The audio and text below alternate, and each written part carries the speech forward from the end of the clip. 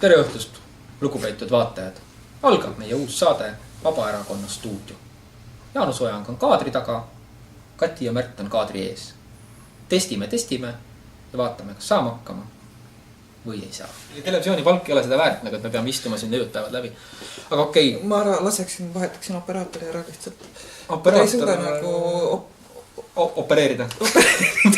Kui sa hakkad kandideerima, mis sa tunned, et mis oleksid need sinu teemad, mille eest sa seisaksid Riigikogus? Haridus.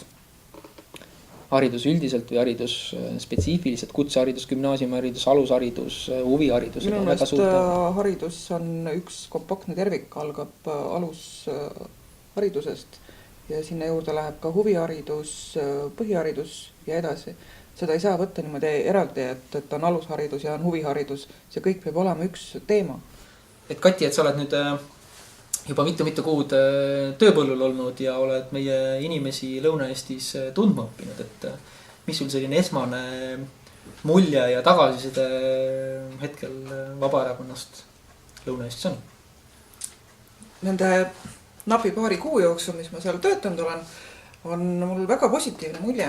Meil on hästi tublid piirkonnajuhid, hästi aktiivsed ja inimesed, kellega ma suhelnud olen, elavad nagu Vabaerakonnale väga kaasa, tahavad nagu toimetustes kaasa lüüa, on huvitavad mõtteid, et millega Vabaerakond peaks tegelema või võiks tegeleda. Et otseselt sellist kriitikat ma meie Lõuna-Eesti liikmete suust kuulnud ei ole. Kuidas meie liikmed on selle niinimetatud erakonna üldiste juhistega nagu leppinud ja kuidas neid nagu haaratakse? Üldiselt meil tullakse kaasa nendega, et keegi ei võta seda, et käskude ja keelduda nad, keeldusid ei olegi ja käskuda nad, kui ma kutsun inimesi kuskil üritusele, et kas või telgiga tänavale, et siis piirkonna inimesed ikkagi tulevad, et nad ei võta seda kui käsku, vaid ongi see nende jaoks võimalus ka ennast rahvale näidata ja erakonda tutvustada, et mul oli väga hea meel, et Lüübnitsa laadal oli telgis mingi hetk 7 inimest, vahepeal 9 isegi oli meie omasid seal kohal. Et inimesed tulevad vabatahtlikult ja keegi ei vingu. Millest vabaerakondlane täna võib-olla kõige rohkem puudust tunneb seal piirkonnas, ehk mis tuge nad tegelikult nagu vajavad? Muidu millest inimesed on öelnud, et nad tunnevad puudust, et nad tahaksid rohkem võib-olla just juhatuse liikmetega otseselt suhelda. Et meil on Lõuna-Eestist ainult 2 juhatuse liiget praegu. Et juhatuse koosolekud võiksid ka olla Tartus kas või seal korra üle 3 kuu.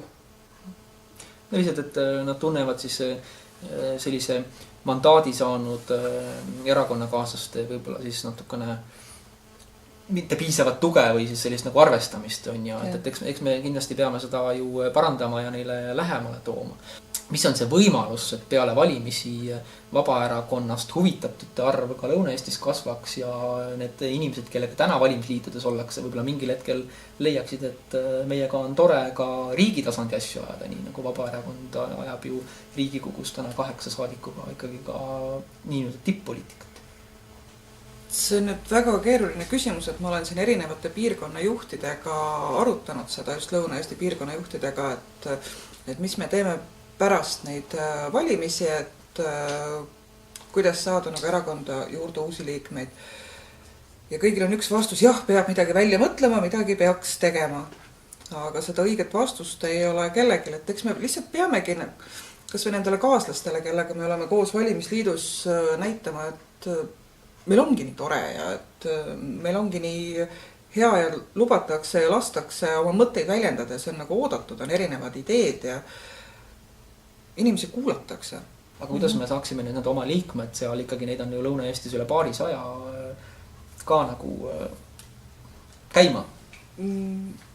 Üks asi on, et ei tohi kõike nendele inimestele ette taha ära teha, et peab inimestel lihtsalt laskma ise teha, panema vastutuse, et kuule, ole hea, et tee saa see ära, et ma loodan sinu peale.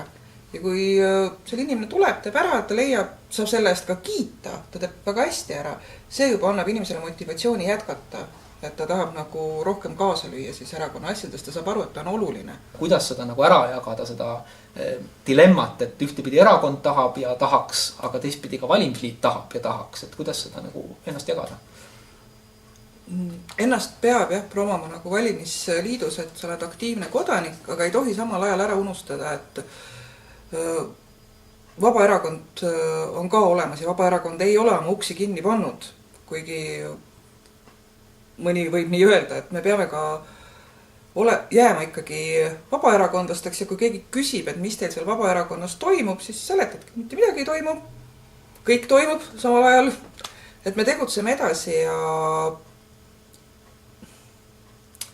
kuidas ma ütlen, sa võid olla hea ja tubli kodanik ja kandideerida oma valimisliidus, aga sa oled ka hea ja tubli Vabaerakonna liige.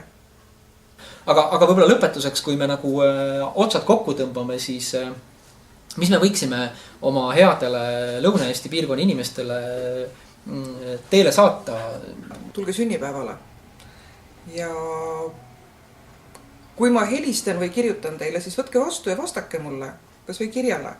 Et suhtleme omavahel. Ükskõik mis ajal igasuguse murega, mis puudutab poliitikat ja sellist abi saamist nii valimistel kui ka muul teemal on väga oodatud, et ärge kartke ja võtke julgelt ühendust ja kohtume juba jälle.